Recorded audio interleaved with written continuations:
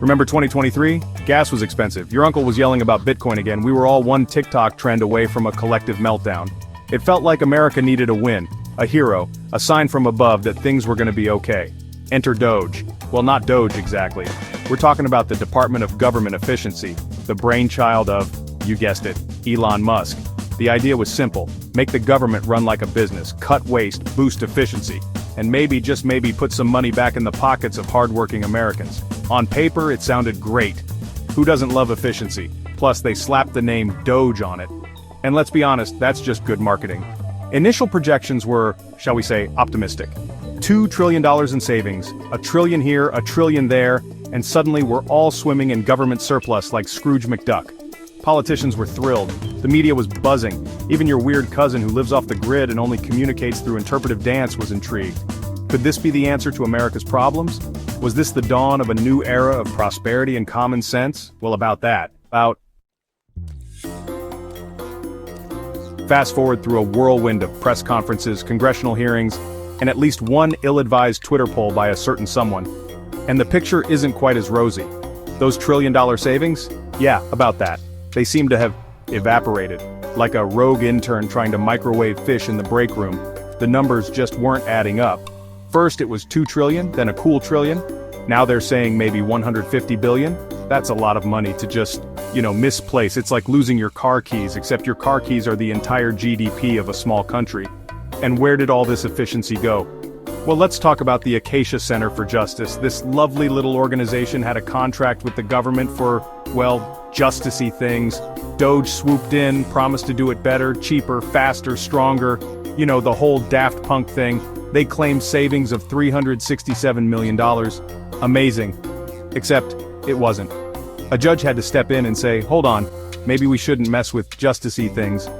Services were supposed to be restored, but the Acacia Center says that hasn't happened. So, we're not saving money and we're potentially messing with justice. Great job, everyone.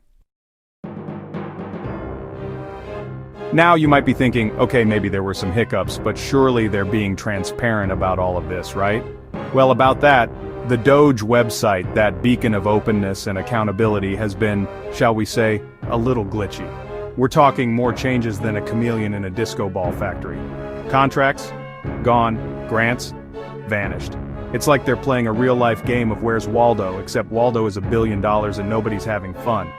Over 600 grants, and who knows how many contracts have just disappeared from the website. Maybe it's a tech issue, maybe someone spilled kombucha on the server, or maybe, just maybe, someone doesn't want us to see what's going on behind the curtain. And then, there's the issue of the stimulus checks. Remember those? That beautiful promise of free money just for being alive during this whole hot mess? Well, it turns out those checks are about as reliable as a New Year's resolution. First, they were going to be $5,000. Then it was tied to DOGE's savings, which, as we've established, are about as real as a unicorn riding a dragon. Now, depending on who you ask and what day of the week it is, it could be $2,500, $1,250, or maybe just a coupon for 10% off your next purchase at Goop. So where does that leave us? The Department of Government Efficiency, a department that can't seem to define efficiency, let alone achieve it.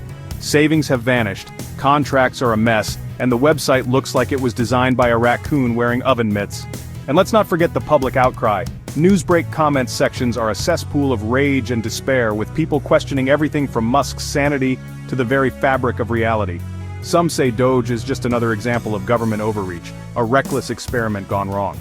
Others believe it was doomed from the start, a PR stunt designed to distract from bigger issues. And then there are those who still cling to the hope that maybe, just maybe, DOGE can turn it around. That they can find those missing trillions, fix those contracts, and finally deliver on their promise of efficiency and prosperity. So, I leave you with this question. Do you think DOGE helped or hurt the US? Let us know in the comments.